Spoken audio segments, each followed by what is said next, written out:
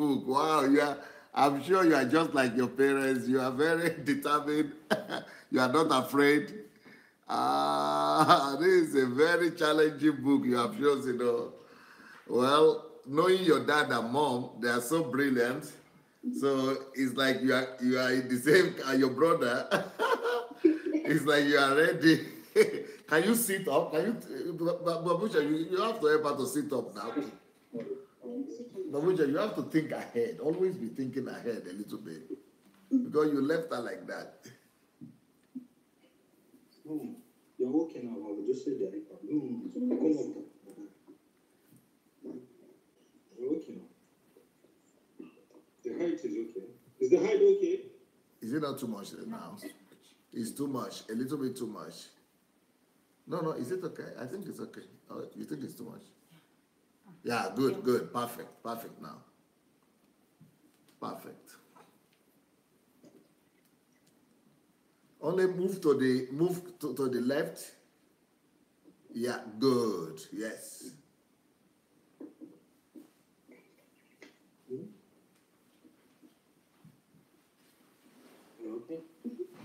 Okay, Clara. How is the family? How is mom and dad? And they're all good. We're fine. Hello. They are all good. Everybody wants to be like your family now. All the people want to be like your family. From America, from England, from Canada, from Germany, especially the children. Okay, we have Adeola Disu here. We have Favor Olabode in Degbenro. Welcome everyone. Welcome to this my rendezvous with the beautiful princess in the house, the Cinderella, the new Cinderella of the Haruna family. Beautiful. We already met your brother. We know your mom. We know your dad. Now we are going to be able to listen to you. Let me quickly go and welcome people from Facebook, and then I will come back to you. Wow, because many adult people don't even read books. But thank God we have a new generation of people now in Haruna family who are reading books. And so your family is setting a standard for the world, setting a standard for us. Okay, we have Dele Thomas here, Amor is here, Helen is here, Soso is here, Shola is here, Harry is here, Bianca is here, Samuel is here, Justice is here. Please, everybody, go call on your friends and family. Let's start this journey today with Clara Haruna Kwada. Emmanuel is here. Yeah, well, call everyone. Go call everybody. Go call your friends. Let's listen and come and learn at the feet of the children, because the Bible says anybody that is not going to be like children will not inherit the kingdom of God. And if you cannot become like a child, like a little child like this, you cannot inherit the kingdom of God. So we have to learn that lesson right now. And if you have children that are between, because Clara is how old are you, 10? I'm 10, yeah. So Clara is 10 years old. So if you have children that are between 10-year-old to 20-year-old, I will adjourn you to go and call them and invite them to listen to this brilliant girl that is going to be teaching us some lessons from one of my hardest books. Because this book, which is called Hello, I'm searching for problems. Hello, I'm searching for problems. Hello, I'm searching for problems. So from this book, this little beauty is going to exhort us and going to tell us what is in this book.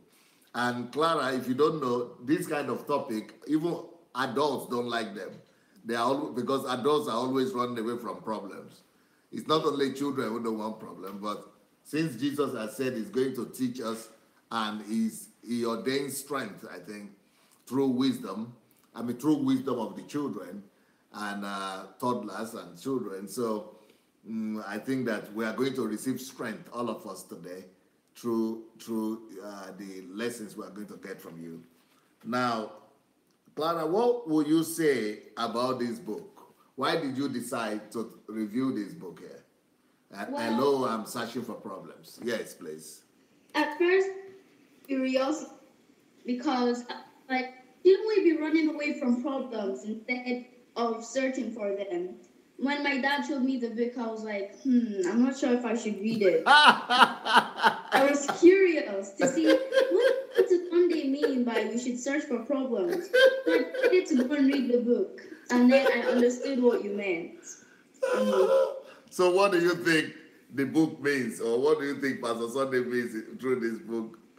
Well, what I learned was that due to problems, we are having good things in life today. So problems have helped us a lot. For example, Thomas Edison, he solved the problem of darkness. Before there was no light, but he decided not to go with the flow. He decided to be that person who would actually make a difference. He tried and tried 999 times. He didn't get it. His 1,000th try, he got it. Beautiful. So he solved that problem instead of waiting for someone else to solve it before him. Excellent. I was so concerned for you because of your age. I thought maybe you might be too young to be able to answer all these questions here, and especially to sit down with me here for the next 1.5 hours. But I have an able helper here, Babusha. She told me you don't have to worry, that you have been trained well by your dad and mom. How come that? How is that? That you people are so equipped and ready to take up any challenge. What is the role of your dad and mom in this? I'm not really sure. So you did it by yourself? Yeah. You got the book, you read the book, you got ready by yourself? But my parents helped me with this. In this, they cannot help you to study now. You study by yourself. Sorry, no. I decided to read the book myself. They didn't tell me to read it. But I'm the one who read it myself. Okay. They encouraged me to. They only encourage you. Beautiful. I know that you every week you gather together with your dad to study and to review the books you read. What day of the week is that? Every Friday. Every Friday. So your dad studies with you. Yeah. The reason I'm asking for this is because other parents who also like their children to be like you, and they would like to know their own role, the role that they should play in that. So your dad you get the books, you begin to read them, and then every week, every Friday, you come to your dad to let him know what you have read, or you read together. We come and share what we've all read in our books with each other. We discuss it. Beautiful, beautiful. Now let's take. Do you have your notes or your book there? Yeah, I have my notes here. You have your notes. I want you to go through your notes and tell me. Okay, you have already told me what you thought about the book. Hello, I'm searching for problems. This book is how to live with problems and use them as a springboard for your benefit. So I'm so impressed that I'm talking to you about this topic because in the adult life, adults might think that children don't know what problem is. And so what can children know about problems? I know this is not the only book you have read. And you chose to review this book with me. What are the other books you've read? I've also read Who Am I and Why Am I Here? This one here? Yep. Who am I? Why am I here? It's my most popular book. This book right now is the most popular book that people are buying all over the world. Who am I? Why am I here? Okay. And then the next one? Stop Working for Uncle Sam. Ooh, that's a big one. Stop Working for Uncle Sam. This one. Yeah. It's a very serious book. And people will think this is also for adults, but I'm encouraged that you're able to read that. The next one. How to become great through time conversion. How to become great through time conversion. Okay. I think I have that somewhere here. That's the one your brother also reviewed, right? Yeah. Yes, that's one of the most popular books also. People are really reading that. Okay. Apart from that, which one? No one is better than you. Ooh, no one is better than you. This one here. Is it this book? Yeah. This one. No one is better than you. That's a very good book. And it's good for young people to know no one is better than them while they are still very young. Okay, any other one? The last two is creating your own net worth. Yeah, create your own net worth. Yeah. And the one I'm reviewing with you, hello, I'm searching for problems. Yes, hello, I'm searching for problems. So now, what are the lessons you got from this book? Hello, I'm searching for problems. Can you start, to tell us and explain to us your lessons one by one? Well, I learned that problems are one of the best things that can happen to us. It's like somebody is distracting you there. Is there anybody distracting you there? Let them go to the other room. Let them go and watch you on television. So this is the one I didn't show. How to become great through time conversion. This one, right? Yeah. Okay, good. So, yes, I'm hearing you, man. So I learned that each problem has a solution, but the only problem is to find it. Right. I also that we only face problems that we can solve, and also nothing is impossible if we try. Yeah, there can be problems that we face that may be difficult or challenging and painful, but if we actually try to solve them, it won't be as hard as we may think. So will you say that, have you been to, when was the last time you were in Africa? Quite long ago, I'm pretty sure. So have you been hearing your parents talk about the problems in Africa? Yeah. So do you think that our problems are surmountable, solvable? Yeah. Like from these principles that you are telling us, which means every problem has answers. According to the review you are giving me now, that to every problem there is an answer. Yeah. So all those problems that we have in Africa, you believe that there are answers for them? Yeah, definitely. Okay. Now I asked your brother about this, but he was not sure. Do you think you'll be interested in contributing to solving the problems of Nigeria and Africa in general? When you grown up, when you finish your school? I'm not sure either. Okay, that's what your brother said. So I was asking him, is he going to be representing Scotland or Nigeria? He said he was not sure too. So you two, you are not sure? No. Well, funny enough, do you know that even my own children, they too don't see themselves as Nigerians right now. And they said they know they are Nigerians in their head, but they don't have the feelings yet. And so they don't know where they will live yet and what they will represent yet. So I'm still praying to God and to them that they will come and help Nigeria. And it's the same prayer that I'm having for you, that you people will come and help Nigeria also to come out of the troubles and the challenges that we're having right now. Okay, I'm hearing your lessons. Go ahead, please. Yeah, and you also said that whoever really wants to ride up will build stairs. And what I got from that was that if you want to actually go up, you will work towards it. You may even have to put away your entertainment, your games, your TV, and even sometimes your sleep if you really want to achieve your goal. Because you can't just say, I'm only going to spend 10 or 20 minutes on this and expect to go to your highest standards. You have to work towards it. You have to push towards it.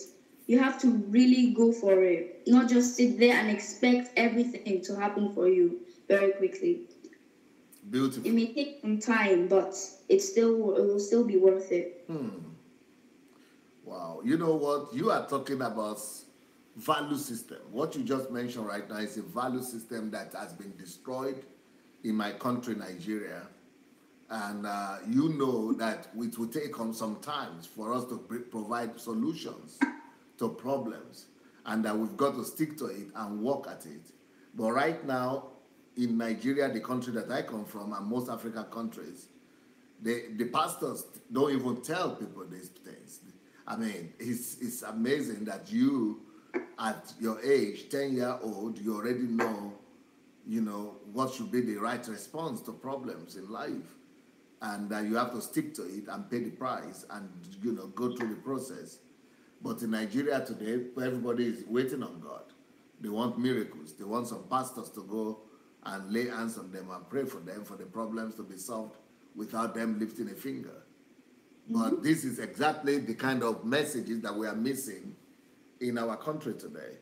And so our value system is completely eroded because, people are not being taught that any problem could be resolved, only it takes hard work.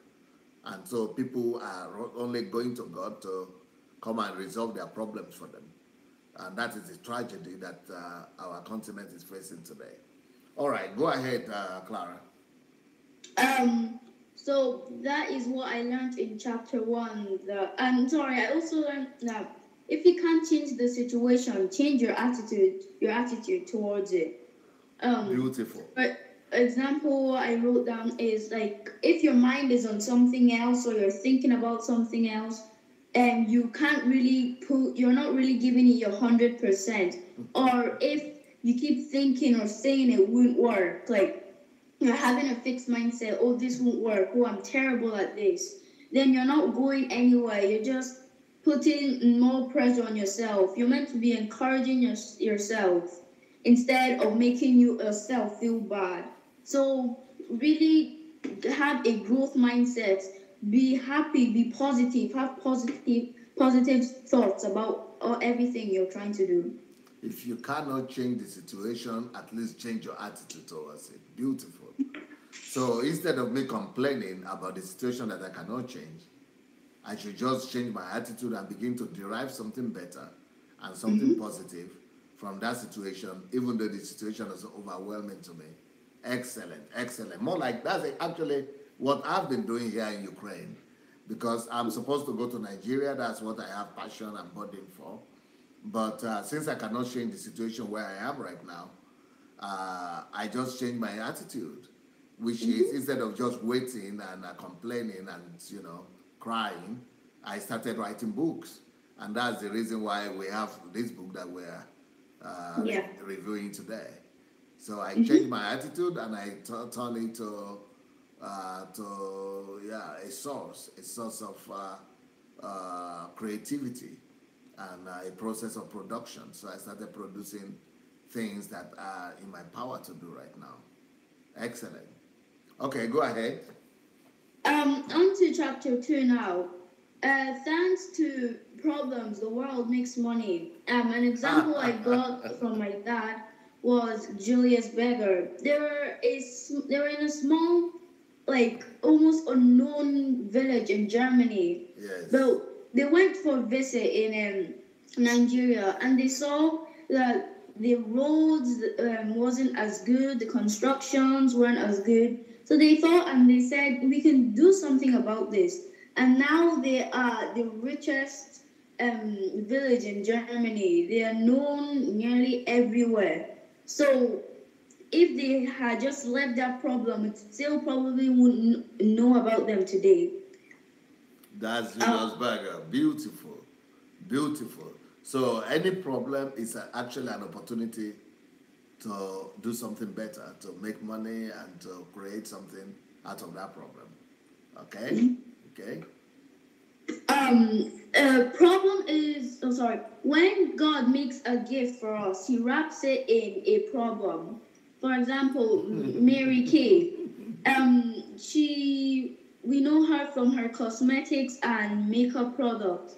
Her dad was disabled, so he couldn't work and earn money for the family. The mom had to do double her job to get money for them. So because of lack of money, she got married at the age of 17, around then, so she could get some money into her family and for her. But then when her husband went into the war, he left her with her 3 kids, and then when he came back, decided to divorce her. So that was something that just like completely upset and ruined her. Right. But then she couldn't walk anymore because of her kids. So and because then women wouldn't be able to go as high in jobs and stuff like that. Yes. So she decided to do something for herself. And that's how we know her, from her cosmetics. She started making stuff like this. Even my mom uses her stuff like that. So you know about the cosmetics of Mary Kay? Yeah. You have some of them in your house? Yeah, my mom does. Beautiful. Go ahead and tell us. Yeah, and she also said 4 quotes that I really liked, which were those who make things happen, those who watch things happen, those who wonder what's happening, and those who don't know anything that's happening. So, like I said, like, what should I be? Should I be the one who makes things happen, watch things happen, wonder what's happened? And I said, obviously, I want to be that person who makes things happen.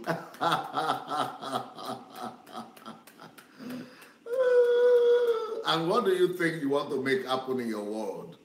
What would you like to be known for? Well, I want to be a vet, so I want to be known for like making products that really change the life and really change the animals' lives to help them with different sicknesses and so on. Veterinary doctor, right? Yeah. But of course, you don't know where you want to practice yet. Either it's in Europe or in Africa. That's the thing. I'm not sure yet.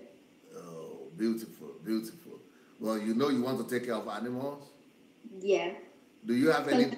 Yes, because what? I have a pet hamster, and ever since I got him and before, I always really want to work with animals and help them and stuff like that. Beautiful.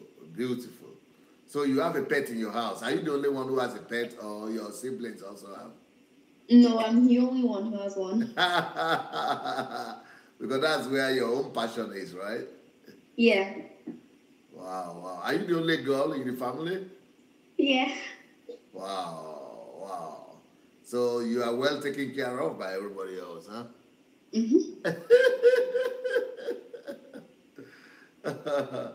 Okay, go ahead with your lessons, please.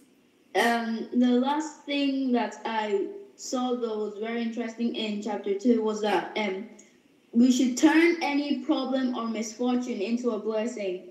Things that may make us upset or angry or maybe painful, we should turn into a blessing, because problems are very good. It helps us a lot.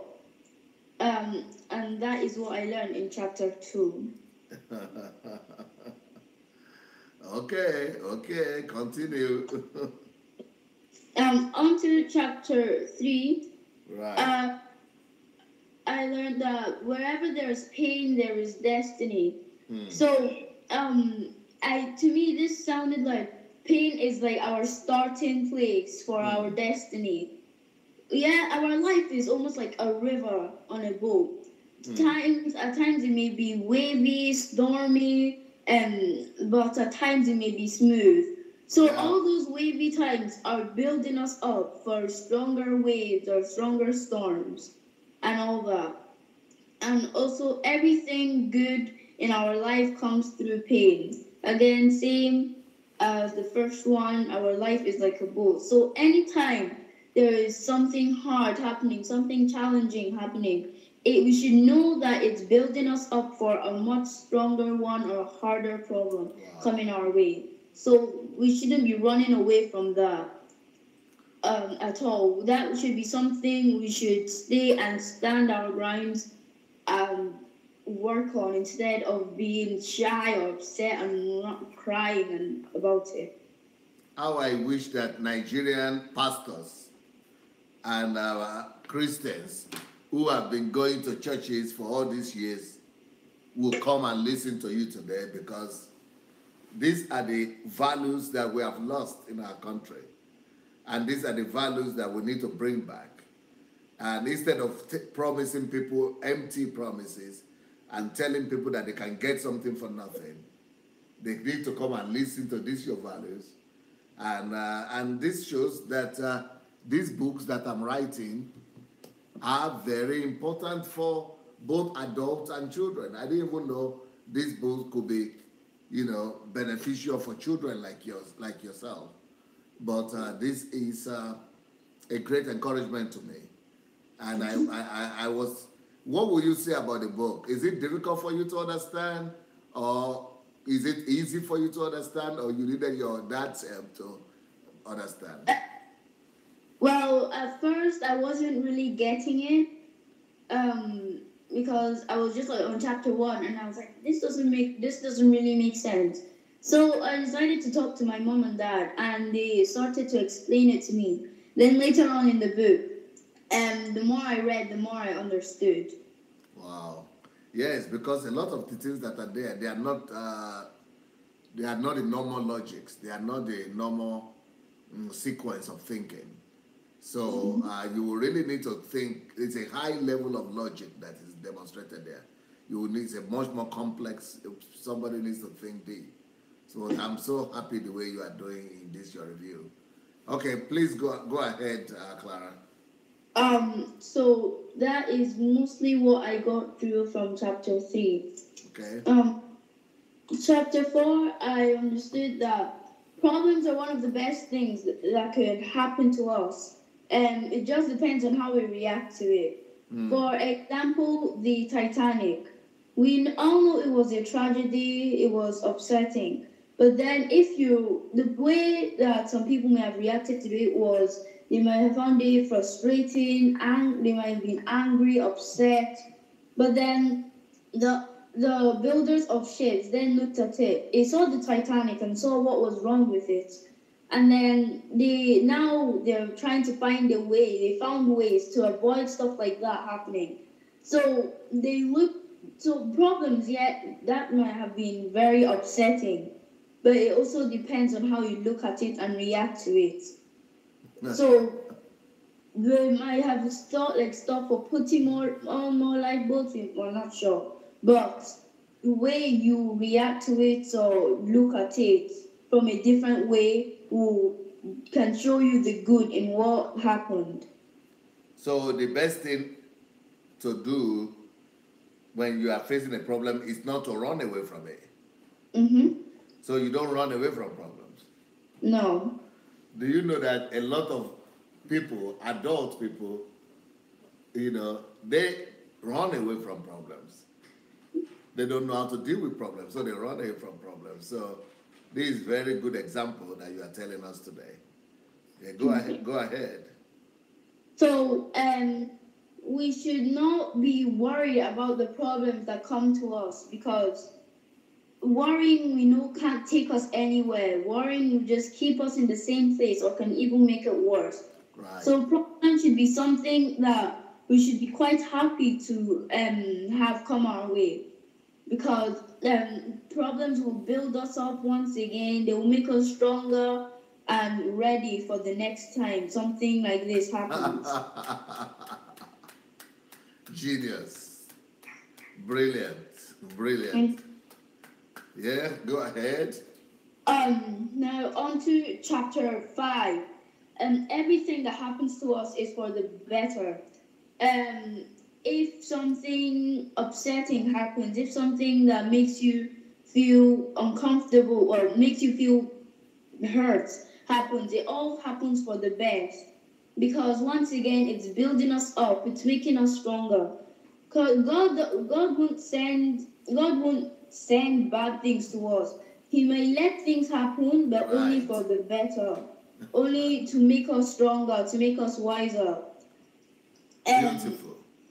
yeah, we already said that, like you said, worrying can't solve anything. Me, I even thought that if you worry, not only will it keep you in the same position, but may also make things worse. Because all it's doing is sitting there moaning or groaning. It won't do anything. Just like wishing, you can't wish for something to happen.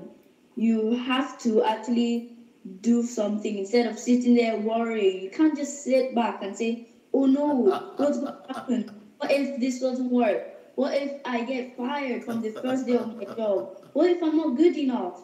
All this worrying won't do anything. It just makes you, you're making yourself feel bad. Again, you're having a fixed mindset, and that does not help you in any way. So don't worry about something. Actually try and do it. Yeah, it might be wrong, or maybe you made the mistake. But like Albert Einstein said, the more mistakes you make, the wiser you get. Or those who make no mistakes learn nothing. So yes, we make mistakes, but that is good. Mistakes help us a lot. So we may make mistakes, but worrying won't do anything. You just keep trying and keep trying again. You know, Clara, I'm thinking of parents who are watching us right now. First of all, I think that a lot of parents right now want their children to join, and I think many of the children also are watching. And but I also think that many of the parents want their children to become like you, to be reading books already at 10-year-old, just like yourself. And maybe some of the parents might be thinking, how can they get their children to this place? Maybe if your mom or dad is there, I might have to invite them towards the end. If we finish on time this review, I think I'm going to call your dad or mom to help the parents who are here today and who don't know what to begin with this kind of training with their children, with how to start it, so that they might be able to also get their children to be trained well like this. Because a lot of children, a lot of parents, unfortunately, they are relying on the church to teach their children, for the church to help their children to have the values, the right values in life. Well, that is what they are thinking, because that is what was happening during their own time, or when they were growing up. The church was the center for values. But right now, the church is more a center for vices, and Yeah. the churches are no more, inculcating the right value systems into the children. And we have to go back home. It is the duty of the parents. It is now a battle on the home front, and the parents themselves have to learn to work with their children, to raise them up and make them to become virtuous kids like you people are. And it has also worked with me, with my family. This is the same thing that I did with my family and with my children, and it works, and it brings predictable results out when you find time in your house to spend time and study, especially reading the right books together with your children. So this is a good example for a lot of parents, and I hope a lot of parents will be taking the cue, or a cue or two from here. Okay, go ahead, Clara. Also, one more thing I wanted to mention for chapter 5 is that people keep looking for miracles, thinking that every second a miracle will happen. But God has done his part.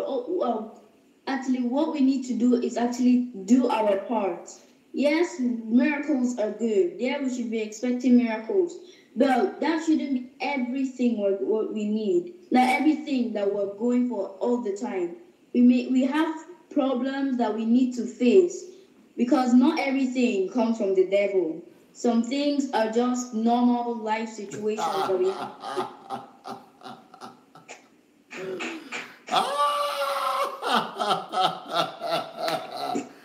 Kudos. I'm actually thinking, I'm seeing more reason. Can you imagine if from primary school, if these books would be exposed to all children in Nigeria? Ah, hey, it's primary, secondary school. If we will expose these kind of books, that we don't run away from problems, but we search for problems, we look for problems, and we resolve problems, and all these value systems will be in the minds of our children. Wow, wow, wow. We could definitely build a new nation, a new nation. Please go ahead, Clara. Okay, on to chapter 6 now. When when you refuse to go through hardships, crying and feeling sorry for yourself, you cannot become a complete personality. If you back out of every upsetting situation, you can't really build yourself up, because you can't run away from everything. You can't run away from forever. You have to actually step up to it. Don't let problems make you feel like a little speck of dust. You have to actually try. You have to go through all those tough times. Yes, we know that they may be challenging, but still, you have to go through them. We can't run forever. We can run at that time, but nothing will happen. We can't blink and expect it to go away. Problems aren't a genie.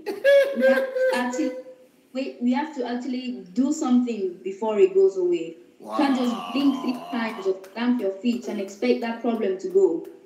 It won't work. You have to go through those tough times, those challenging times, those disappointing times, and then you're building yourself up, and you'll be ready for something else. You know what I'm thinking? I'm thinking, the time has passed when what we used to train the children like this are the pictures. All those children Bible, all those pictures of Daniel. I think that those days are over. The children of this generation, they are miles ahead. And I think it's time to begin to introduce DSS books.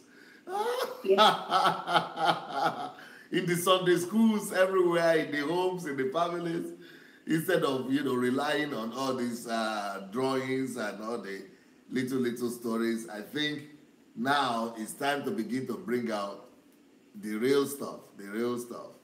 Wow, wonderful, beautiful. Okay, let's go ahead. Let's continue, Clara. Okay.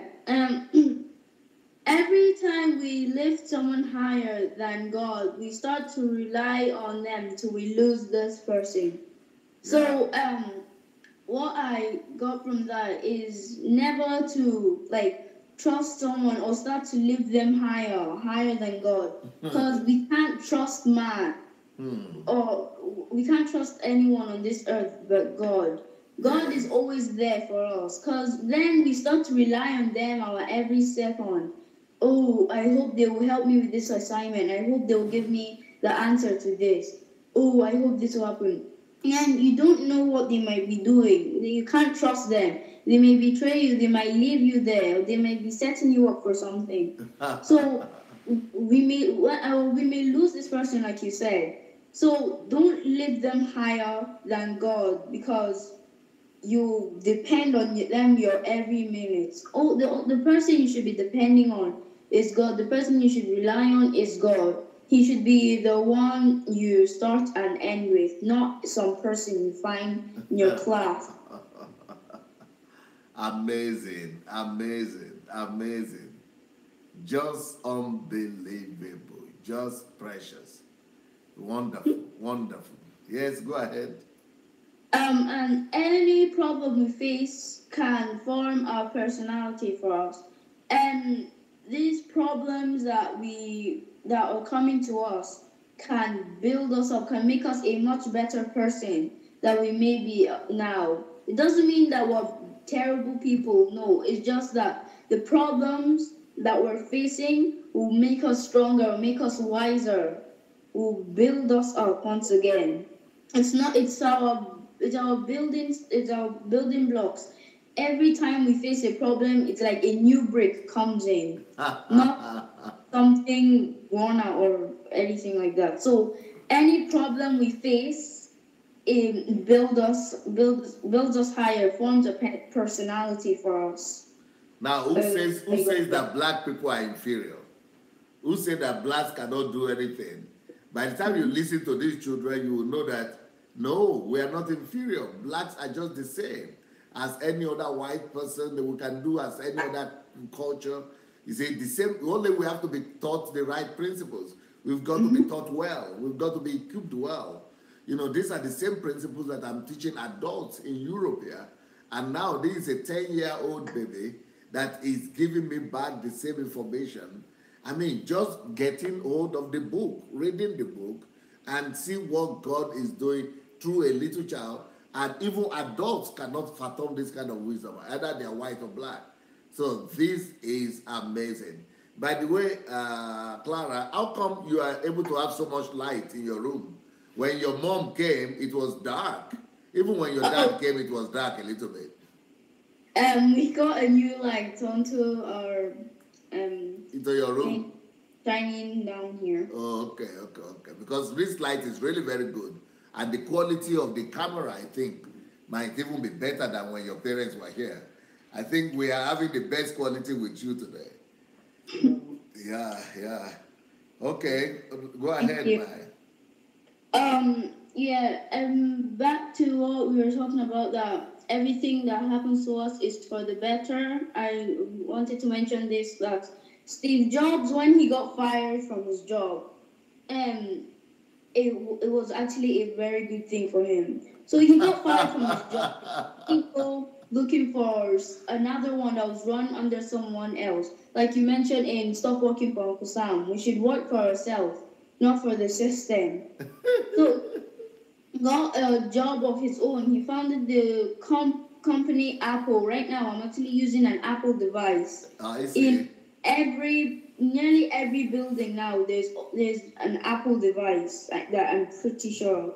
So getting fired was something amazing that happened to him, because maybe if he didn't get fired from that job, we won't have Apple now. We won't see any Apple things at all.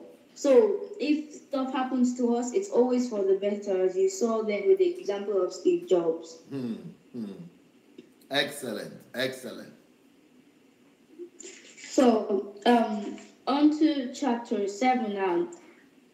Successful people are not only focused on their life goals, but also in a positive mood, and every problem is a motivation for them to change something for the better.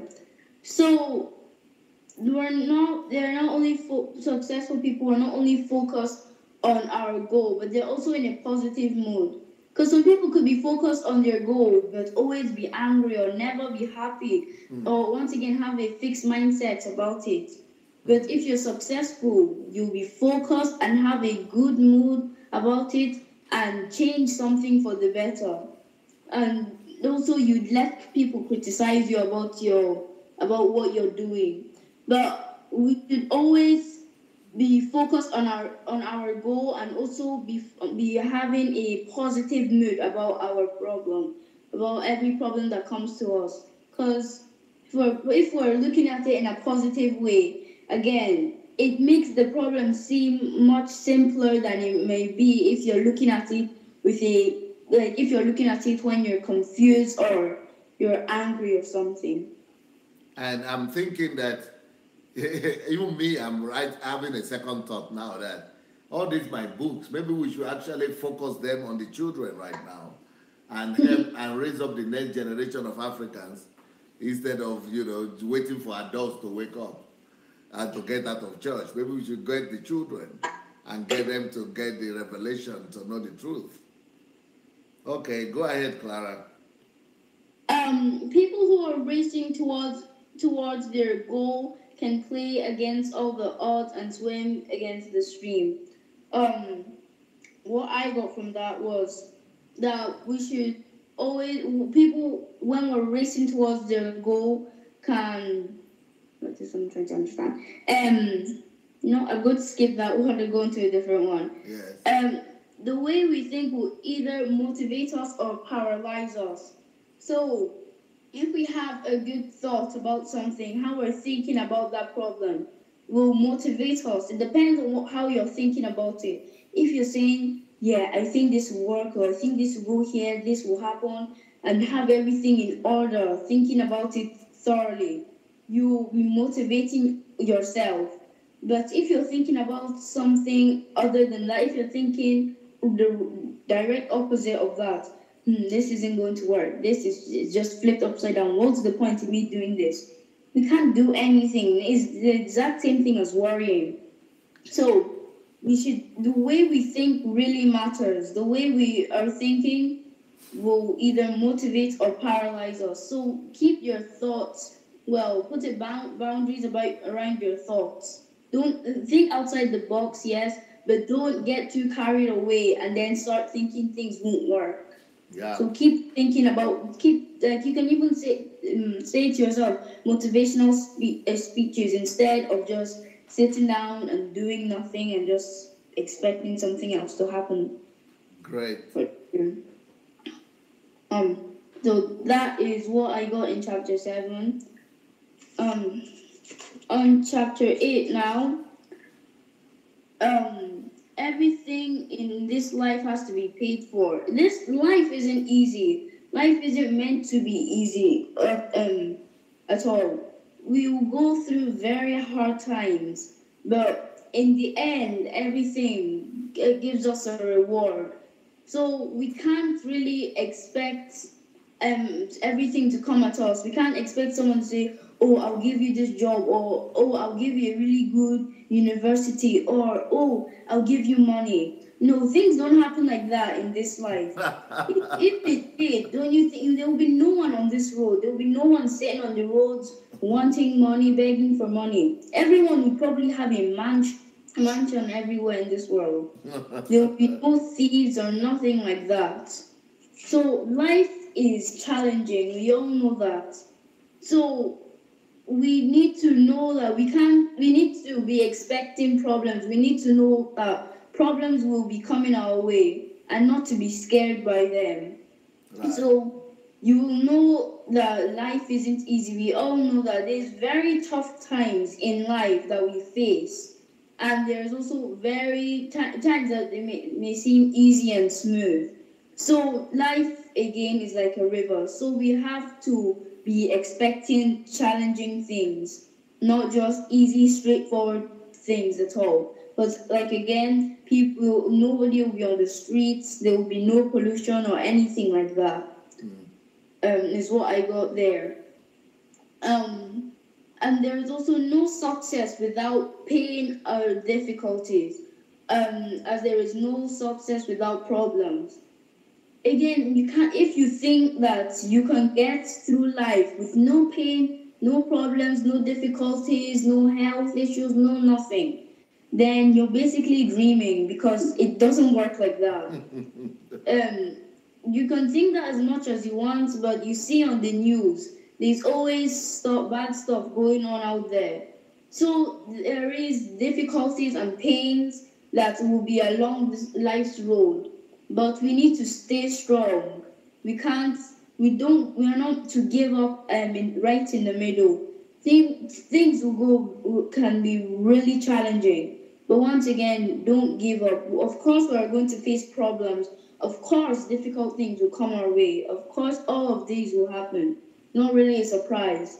But we have to, if we want to be successful, we have to make sure we go through all of these without giving up at all. Beautiful. I got from that. Yeah. So that's what I learned in chapter 8. Yeah. And some things I understood from chapter 8 is that the reason God allows difficulties and pains and problems is for our experience. For example, if you start a small farm, you borrow some money from your friend, your really close friend, buy some chicks and buy them food or something like that. Then next week or so, your chicks are dead or they've escaped. that's maybe very painful to you because you're thinking about starting something big. But then that's experience. So you've had experience with something like that that's happened. So the next time you want to start a farm again, or you're giving advice, maybe get a stronger fencing or get better food, higher quality. So all these things are for experience. That's why God allows these pain, difficulties, or problems come to us. As if we had no experience with them, we will never know what to do. We will always be like, what am I supposed to do now? I'm stranded. I don't know what to do. All of this is for experience. It doesn't only happen to you. You can't say, oh, I'm unlucky. It's just me, or it's just no, nothing good ever happens for me. No, you can't think that. Don't you think all these popular people today have gone through something like this? Of course they have. Singers, songwriters, authors, they have gone through times like this. People may have made fun of them or so, but it's for experience. So next time you try to do something like that, we will know what to do, or we might have a idea of what to do, even when we're giving advice. So know that also when God allows pains, difficulties, or problems, is for experience, he's not saying he doesn't. It's not that he doesn't like you. It's because he loves you. That's why he's letting all of this happen. So in life, if something like this happens again, you will be sure of what to do. Beautiful. That's Beautiful. what I got from chapter 8. Beautiful. On to chapter 9 now. Again, the reason God allows problems and difficulties and pains is for experience. And going through pains and difficulties step by step, you will acquire a skill. So if you're going through a hard time first, then it's happening again, then you may get something easy. You acquire a skill of it. For example, now Joseph, he at the end we all know that he became the prince of the prime minister, of Egypt. Yeah. And what happened to him? His brothers didn't like him. They threw him in a well. They brought him out. They sold him, and Potiphar's life lied against him. And then in the end, all of that was for a good reason. All came together. Our life is like a puzzle piece. So those were all the pieces of Joseph that were put together to bring him to the end, to bring him to the result, which was him becoming the prime minister of Egypt. So yeah, we will find times again that are smooth or going through quite easily, and times that are really frustrating, but it's all a puzzle piece that need to be fitted in properly. When they're all fitted in the end, like when you're doing a puzzle, at first it wouldn't be looking very nice. You're like, why is this looking so? But when it's all done, what happens? It looks beautiful. Yeah. The flowers, it looks so nice. But it's because of the pieces we have. We need to put them all together properly. Yeah. Even at times we put them in the wrong place, might be the wrong ones. But yeah, our life is a puzzle piece. Beautiful. Beautiful. As soon as problems are over for you, you won't be needed. You will no longer be relevant. Your entire life will become unnecessary. So problems need to be there always. They need to always be there with you. Because when there's no problems, you can't learn anymore, or you can't do anything anymore. Because life is just going through a series of different problems that we're solving each day. So if we're not doing anything, we can't sit around for the rest of our lives doing nothing. We can't just stay there with 9 cats, no washing our hair, nothing like that. That's not how life is. We need problems in our lives that are solved every day. Things that people have solved, like now this chair we're all sitting on, that's a problem that was solved. Someone decided to say, why should people be sitting on stuff that are more comfortable than the rock hard ground? So that was a problem that for everyday life. We got that, and that helped us. Same thing as carpets. Why should people be stepping on the cold? But now we can walk on a warm, soft carpet on the ground. Even things like curtains. The light shouldn't always be coming through, somebody thought. And now we have curtains to be there to block out some light or to let light in. So these have all happened. These are now in our everyday life. We all have one of these. So those were problems that were waiting to be solved, and people solved them, including baby wipes, including clocks. Everything around us is a problem. This iPad we're using is a problem. The lights we have on is a problem. These paints on the wall is a problem. Our pictures, everything is a problem. And so things like transportation. If we didn't have a problem of transportation, like you mentioned in your book, there would be no cars. If there was no food problems, we won't need footwear. If there was no information and data storage, we wouldn't need computers. If there was no bad smells, if your armpit wasn't smelling, why would we need deodorants or perfumes? Same thing as crossing the ocean, like you also said. We wouldn't have planes if none of this happened. If there was a problem, there was no problems with eyesight. Nobody would need glasses now. There was no need for shelter. We wouldn't have houses. And if there was no loneliness, we wouldn't have family. So everything is a problem that has been solved. All of these were problems that are now solved that we're enjoying today. So, and I also got that thanks to problems, we have houses, clothes, etc. And also, if people had decided to run away from all, have nothing now. We may be still sitting on a cold floor, may have to build our own raft to meet other family and friends. We may need to get other people to read for us if we had no glasses. So all these problems are extremely helpful. So all these problems that have happened, have helped us now. We're all enjoying it. Now people can read better, can see better, can smell better, can travel quicker. So all these problems have been solved. People decided not to go with the flow, but to actually do something about it. Just like Alexander Fleming, he is best known for the Nobel Prize winning award of the penicillin antibiotics. Like even doctors what would doctors have been doing now if they had no antibiotics at all?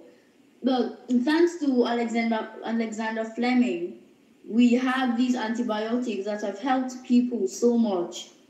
But if he had decided to just wait for this to happen, or wondered what would happen if he didn't do if nothing was done, he didn't do that. People will still be dying. People will still be dying till now.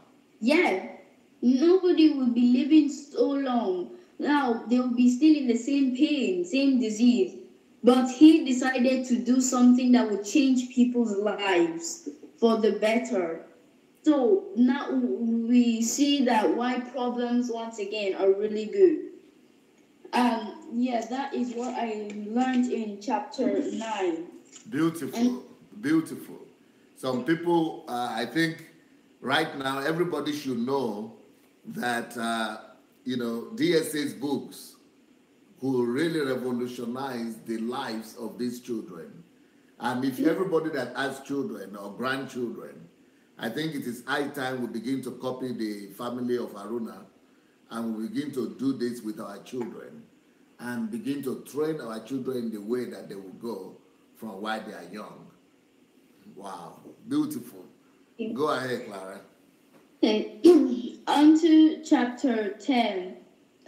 If you're offered to get quick success without pain, much effort, or work, you should know that all con artists and swindlers could be involved in it. Yep. If we actually think that we can get through something without pain or stress or effort or work, think again, because we can't.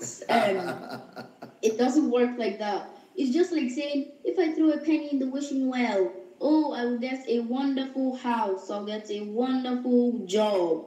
That doesn't work. There's no wishing wells, no genies, no magic. There's just those problems that could help us. So you can't just expect, life isn't a bunch of flowers and sweet smelling air. No, that's not how life is.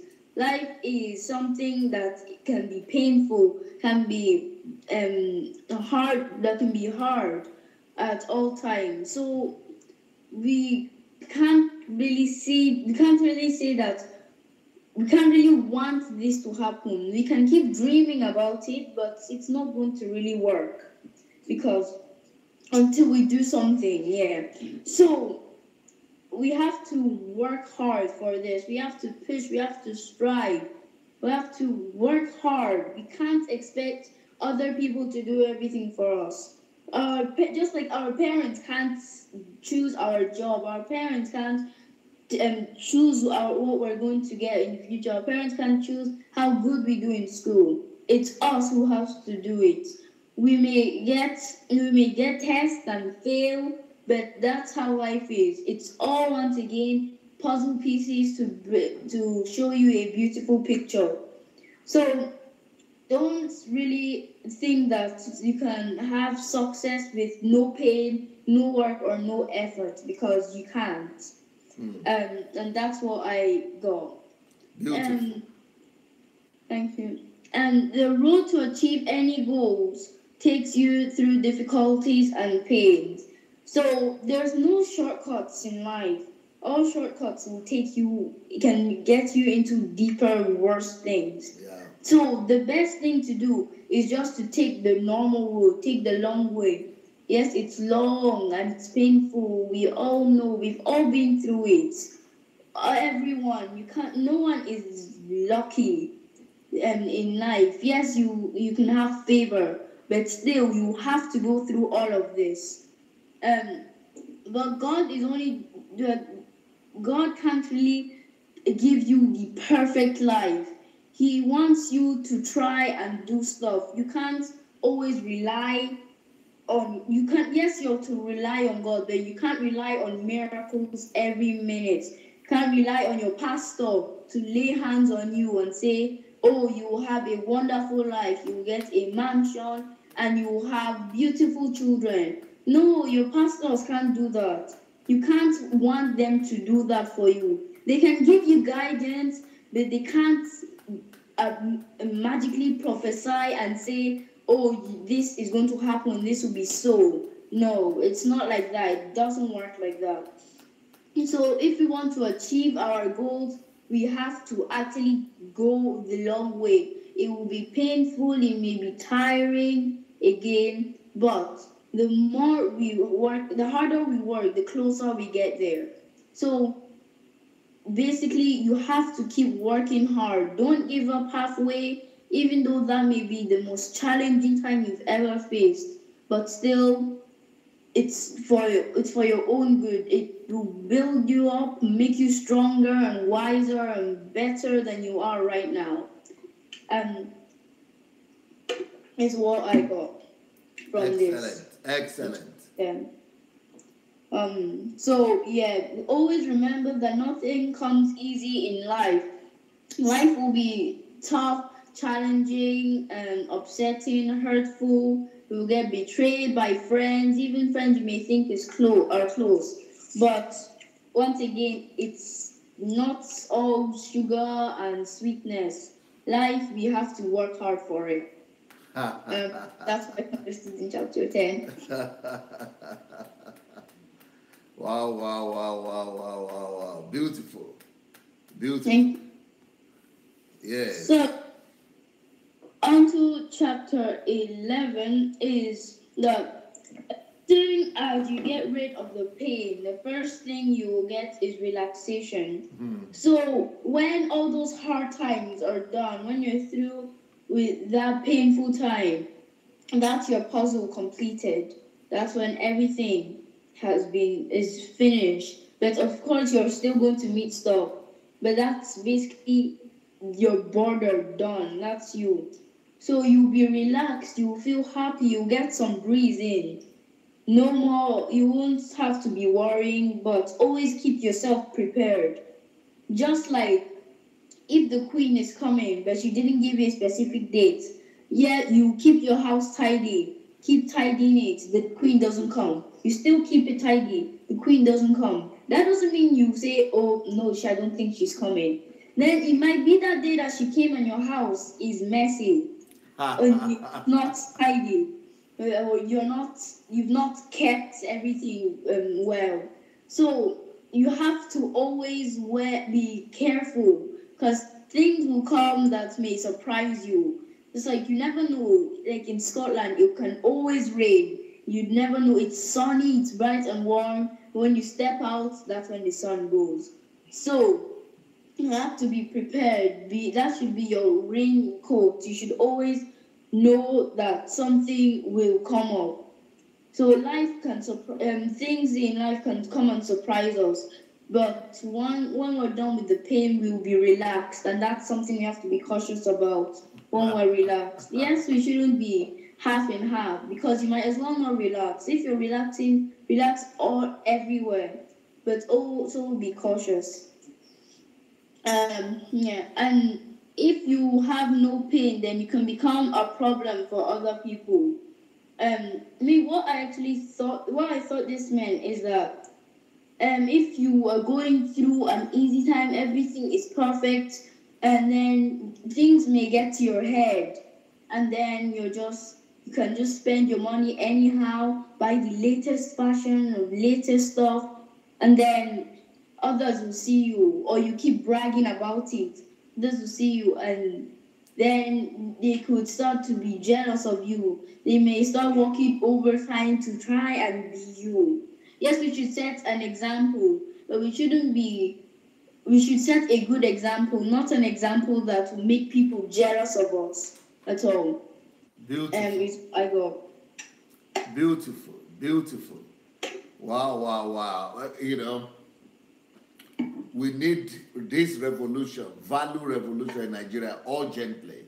All these books, we need to begin to teach our children all these values in these books very, very fast, very, very quickly. And somebody is saying, oh, it's because these children are in Europe. No, they could be anywhere. It is just the responsibility of the parents to see the children down and train them and coach them using these books that carry values. If you use these books to train your children in Africa, they will have the same results. So you have the last chapter now? Yes. Okay. On to chapter 12. Where we're all sinful people and we have to forgive others because we're all under God's blessing. So what I got is that we have all sinned. We can't say we're perfect. Not one person can. The only person who has walked this earth perfectly was Jesus. Even people you may look up to, Moses and Joseph and Jacob, they're all good examples. But haven't Moses committed murder before? So things like that. So we're all committed sin, and God forgave us. So why shouldn't we forgive other people?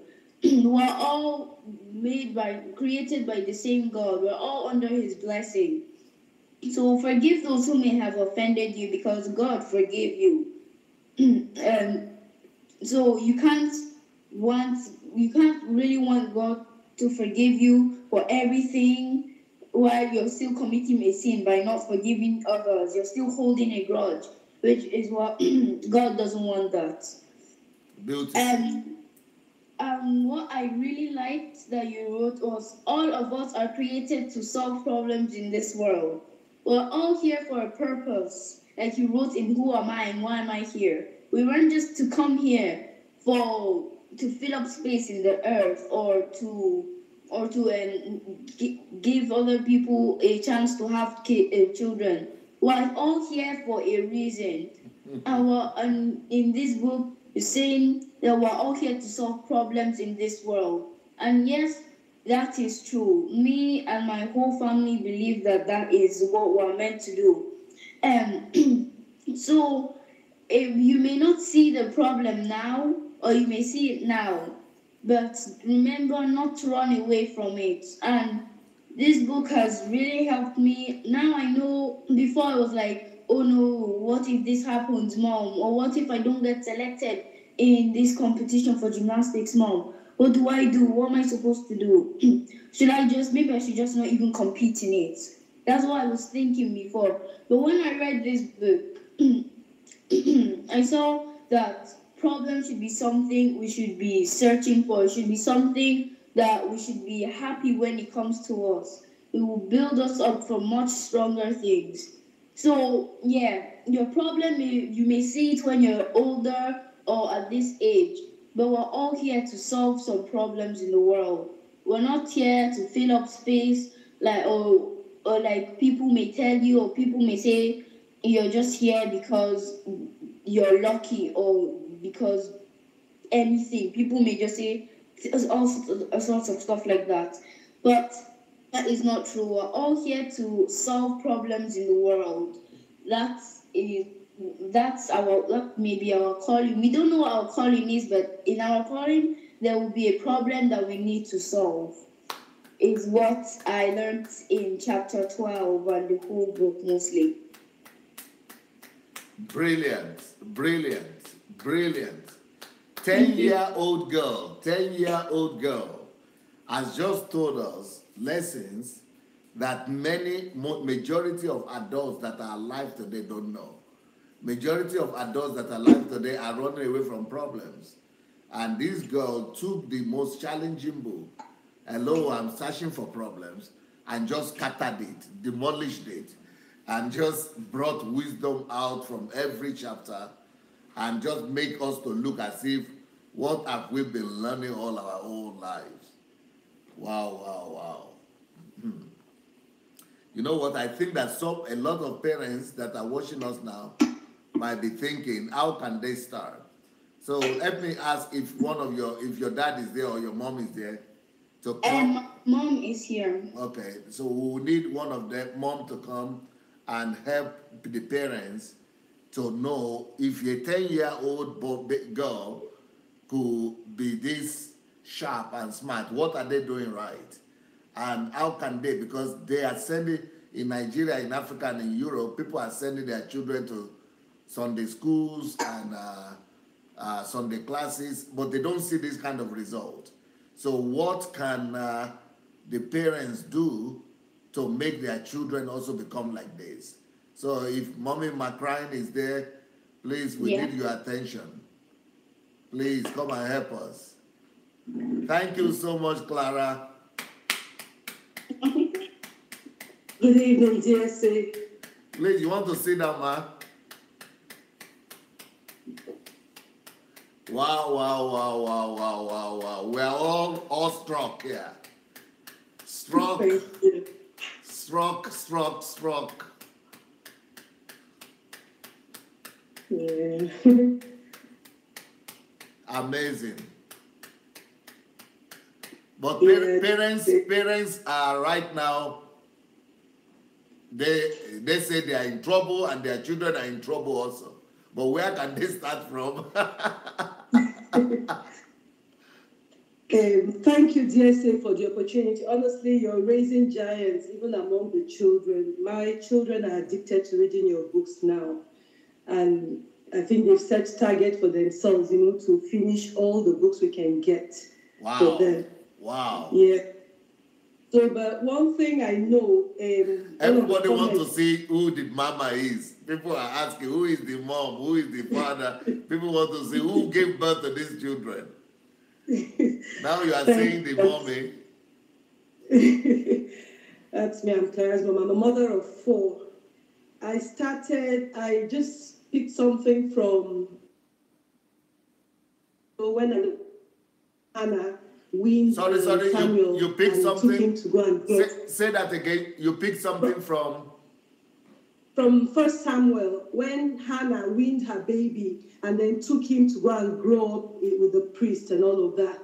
But along the line, I know that we have missed it here. Honestly, we have been taught to just rely on miracles. I remember we were discussing this with Clara. The first time her dad brought up the book, everybody had no trouble.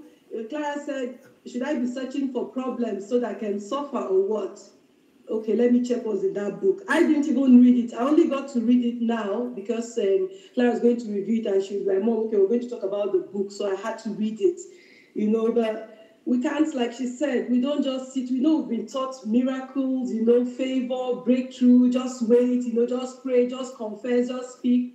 It can't work like that, DSA. But that is what has destroyed our country and has made us to become a people of fraudulent character, people of 419, people of MMM, people that are looking for quick fix, people who don't know how to do anything. That is the value system that the pastors and the churches have taught that have destroyed our country entirely.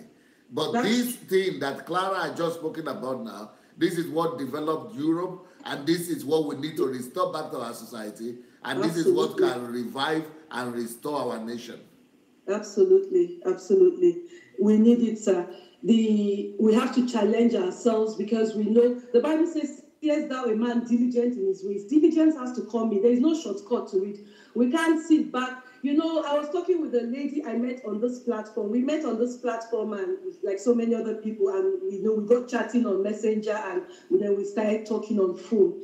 And she said, honestly, she thought before, that's how naive she got because of how much she came from the same church as I, Winners, She said she thought before, that God used to bring money in bags and drop for because the way you're too small to help this church, or too small, so it's like, it's not what we give. No, he has his own special money coming.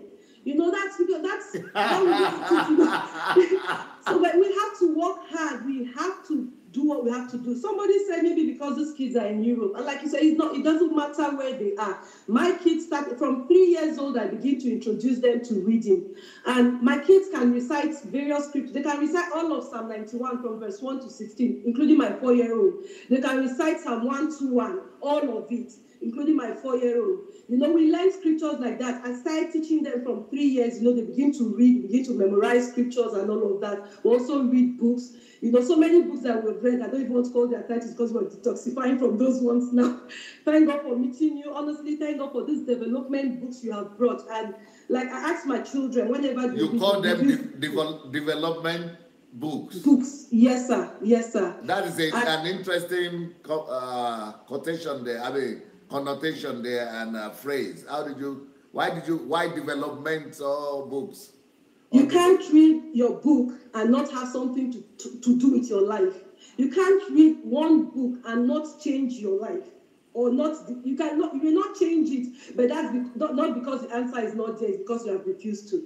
When I read No One Is Better Than You, that's why my children had to read it, because we're in this society where you may look inferior because of your color and all of that, So we all read that book, and people before then, that's my kids. My first son went for prefect in the school. He was deputy head boy. The second one, Joram, is the head boy. I told them, don't be afraid of challenge. Don't be afraid. Beat them to it. You are on top because you're the head and not the tail. So we don't look at ourselves as black. We look at ourselves, we resemble God. That's what we are. That's who we are. Wherever we are, it's his own. The earth is his. So we're not in a different location. We are where God wants us. We're in his own earth, which he created for us, and we dominate, But this book are development books because DSA, you can't read. You read books like Who Am I? I started, I took your advice. I've started doing something now to post on Facebook and YouTube and even to go live and all of that. I've done some videos and I just sent messages to friends today to say, support me, watch these things, criticize me and all of that. There is no way I can read your books. My kids read it and they are challenged. Joram just came back from camp. He went to football camp in Hagerstown. He came back on Monday afternoon, rested. Tuesday morning, he went to P7 camp. He came back around 2 today, and he's gone for training. So now nobody is resting again because we know that we our work. Nobody is just waiting for miracles. No, we're not waiting for miracles. We're not wasting our time because we are not going to keep working for Uncle Sam. We left Uncle Sam many years ago, so we're not, even our children. Clara was saying, because she wants to be a vet, she said, I'm going to have a big practice. My own practice will be different from all the ones that we have now. I'm going to introduce new things, all kinds of ideas just keep coming to us, since reading these books. I call them developmental books, because you read it, your perspective changes, your life changes. Now we don't have idle moments. I'm talking with someone on phone, on WhatsApp, and I have the book beside me, and I'm still flipping through the book, because we have targets. We must finish the books by Friday so that we can all do our review. And the books, again, I asked my kids, and all of them said, DSA's books are easy to understand, Mom. None is hard, even if the title is intimidating from the beginning, When even Latent Energy, I've not even read it, but my son read it and understood it and discussed it with his dad, I think, So they're all, there's no boundary to the book. I don't know if when you were writing you had kids in mind, but I know that you wrote for adults, but even the children in this house are understanding it. I tell you that. They read the network one, and all of them know that, their personalities, they have a work from creation, but then you have to create your network by what you do.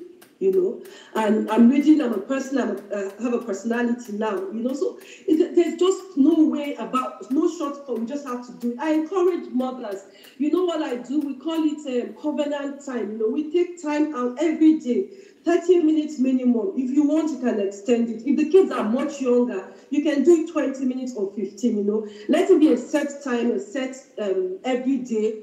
We do our own. Clara does at 6 p.m. Her brothers do their 7:30, every day. So, and then you give them books, give them targets. They also give themselves targets. And then at the end of the week, find a day where you all come and sit together, review. Every child will review what they've gone through, share their experiences. Okay, now you've read this book. What are you going to do with it? That's what Kwada will say to his children. What are you going to do with this? How are you going to apply it to your life, And the things you hear from these kids, you'll be amazed. Try with your kids. You just see their kids, but what they know is more than what you can imagine, because God has put everything that He's giving us, He's giving our children.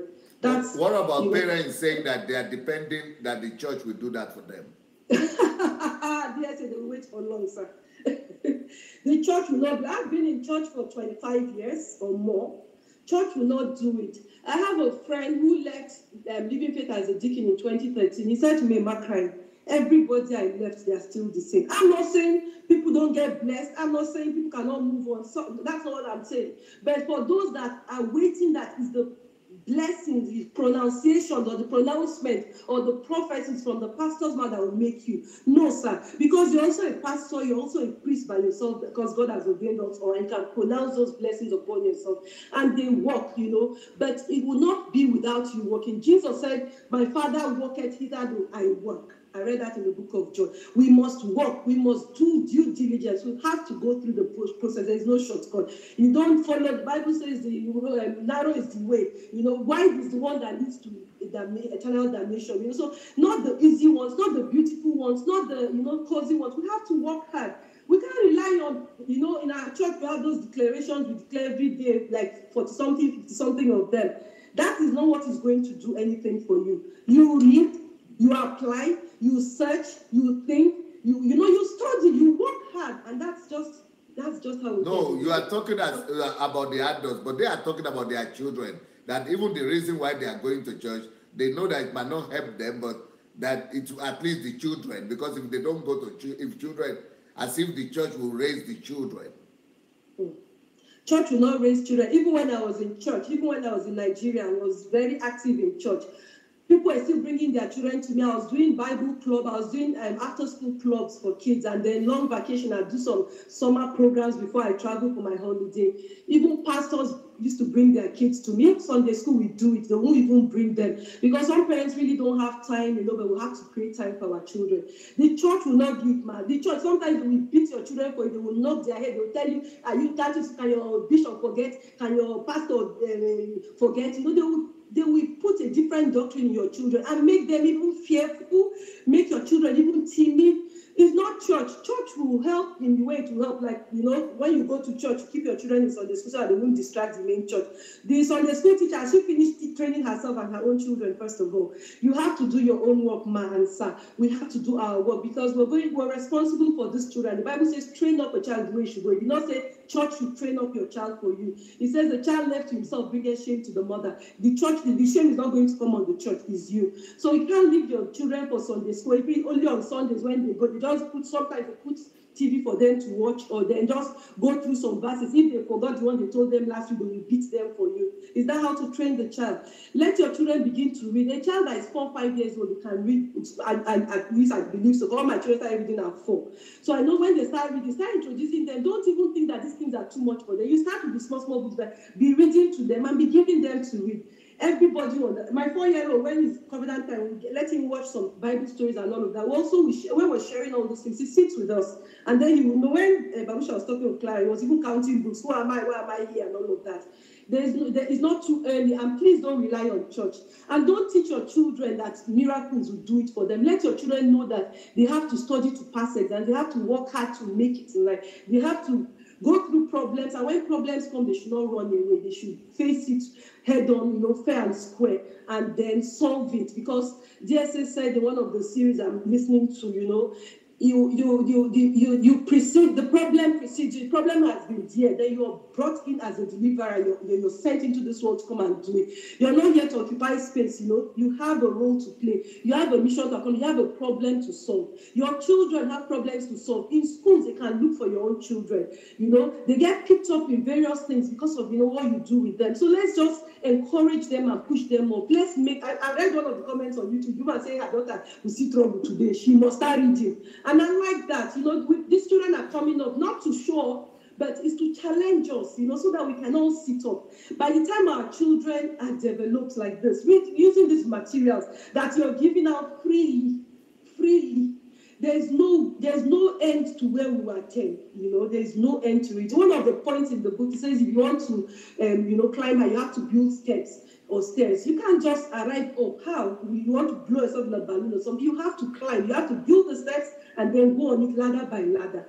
You know, so, and these are all the things, the materials that God has used DSA to put out there for us. And there's so many other materials.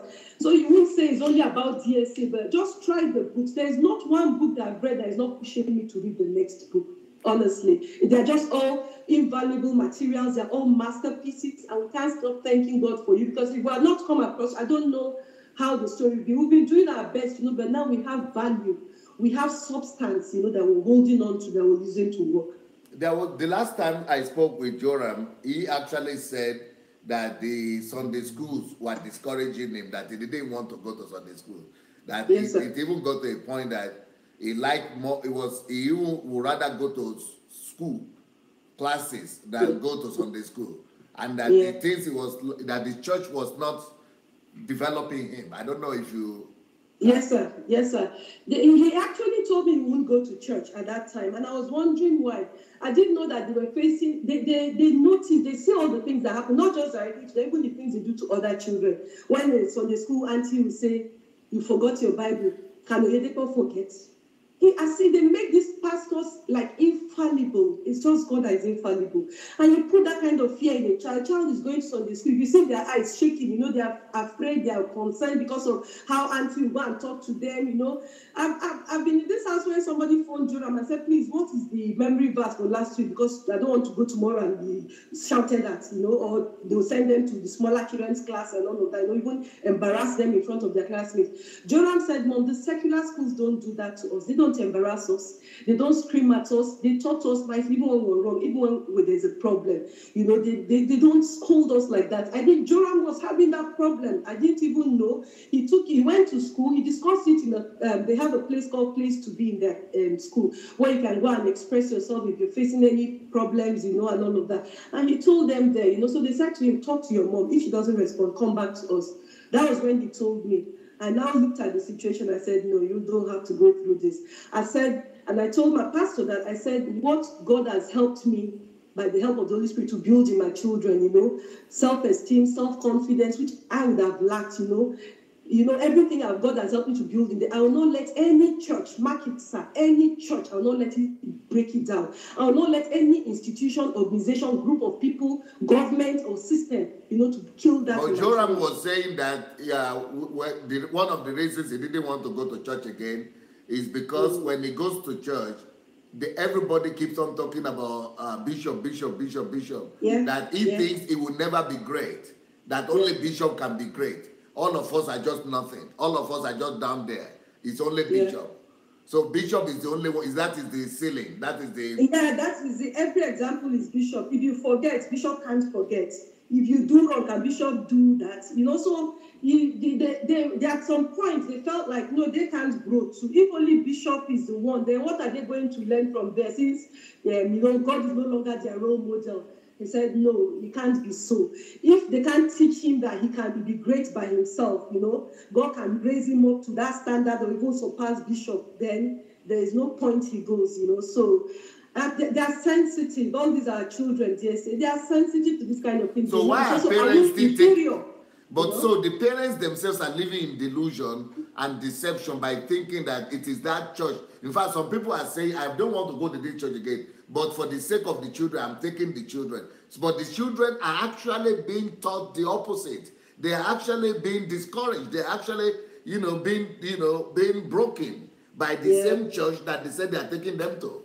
Yeah, I think we should sit with our kids, like after church, or take time off once in a while. Sit with them and ask them what they learn in church. Ask them questions. Ask them, are you okay with your Sunday school teacher? What did they teach you? Are you afraid? Are you concerned? Just probe them. You will hear all kinds of things that come out with it. Because when I started doing that, that's when they now started bringing out all these things. I started, telling me these things, and I had to respond to my children so that they can still be intact. I told them that no one is greater than you, no one is better than you. God said you're the head and not the tail. You don't have to be bishop to be who God wants you to be. So don't even listen to that aspect of it. You are God's own creation, made in his image and likeness. So my parents like me, it's not the Sunday school. It's not the charity begins at home. It's what you do for your children. This church will not help. Although, to the credit of the church, Joram also said that there is a church you are going to now. I don't know which church, but that church is normal. It feels like a human being there. That is a completely white church. On Wednesday, I was telling them in the small group that we're doing this movement called Movement Against Deception. We've introduced a lot of people and we've recruited so many into our movement here, the Magic movement, because a lot of us are aggrieved, and we were talking, when I mentioned to them that, because we're talking about grace, the free gift of God, and I said, no, we don't have grace now, because if you don't pay tithes, you can't make heaven. They screamed at me. I said that will shock you more. I told them that even if all of us now are paying tithes, one person say he won't pay, he has sponsored that congregation, he's the Achan among us, we're all going to hell. They say it's not possible. How can I say? I said, that's not me, that's one of the best of the pastors that we've got saying that, They can't believe that. When it's time for offering in that church, they passed the basket, they said it is, not a mandatory thing, not obligatory, it's just if you can, if you understand. Voluntarily. Yes, and you see the church doing projects, building orphanages in other places, The pastor just came back from India not too long ago, where they're building an orphanage. They have pictures, they have things to show. Nobody's under any kind of pressure. If they don't see, even at the small group, they say, if I don't come to church, nobody's going to, you follow up, or if you're not in church, why are you not in church? It's not anybody's problem, because they have told us there too, church is not this building. This church is, if you don't come now, this is just a building which government can revoke any day if they like. So that's just comfort for us. And when we had this problem with the children in their Sunday school, Joram especially, they said, Mom, let's go to Destiny. And it's just behind us. We'll be traveling to go to Living Faith, be traveling from pillar to post. When this one is a walking distance, they can go by themselves, So it has helped us to know that now my children, you can't use church to bamboozle them. Amen. You can't use those gimmicks of miracles, breakthroughs, favor, this and that. Oh, no way. They know the parents one more question for you from parents. Yes, sir. They're asking, can they just start from any book, any of DSA's books, or there is a particular one or two you would like to recommend? Okay, for me, let them know who they are, where they stand, what God has made them to be. So for that one, you would recommend... who am I? Who am I? Okay, this one. Yes. This Yes. one here. Yes, who am I? And then no one is better than you. No one is better than you. Okay. Yeah. Especially for children. Okay. Yes. If you know who you are, you will know that no one is better than you. So they go in that sequence. If you read this, now you need to read, your net worth. You have a worth. Okay. Yes, sir. This one. Yes, sir. Okay. Yes, sir. Okay. So when you create that, sir, please let me just put in one book. It's not for children. Okay. Creating core values in children. That is a manual. Core values in children. Every parent should keep a copy, buy a hard copy, and keep it in your bookshelf, because you will need to refer. We have listed some things to begin to do with our children from that book. We just noted down something. I was sharing with my husband, I was reading it, so we printed out some of those aspects. We were ordering our own book to keep in our bookshelf, and I've decided to buy so many copies, because I want to share. When Kwada is going to Nigeria, I'm going to send these books to parents. I'm going to write their names on it. I want, every mother I know, to have a copy of that book. I used to have a creche in Nigeria, and I have mothers that used to bring their kids. They became my prayer partners, and we became sisters. So all of them will have a copy of that book. That is a manual. I've read so many books on raising children, but that is too invaluable not to have. So you rate... Yeah, some American women are writing me that they rate this book very high. Highest. Even though there are so many, in America, there are so many books for children, but I don't know, they are so excited about this one, how to create core values in a child. Yes, sir. I have read books on children, raising children. I don't know how many, but I've read them in hundreds. I've read materials, I've read short pieces. I've bought so many books for people on things like that, but I've not found this type in this fashion and in this manner, honestly. So that's why I had to deviate to just mention it before I forget. It's a book every mother and father should read and reread. I've read mine twice, and I still keep referring to it because I've noted things, I've highlighted. You can't just not have this book. How to create core values in children. Beautiful. Yes. Well, Macrine and Clara, you people have wowed us today. And I can't wait to see you and Haruna back. I don't know when you people will be back, but we are waiting. And we have been so blessed today. And all the parents all over the world are excited. Thank you for not being afraid to let your children serve the world. Yes, because some parents are afraid of witchcraft. They don't want to expose their children. That's what they say. But you know that your children are... Amen. Bye, sir.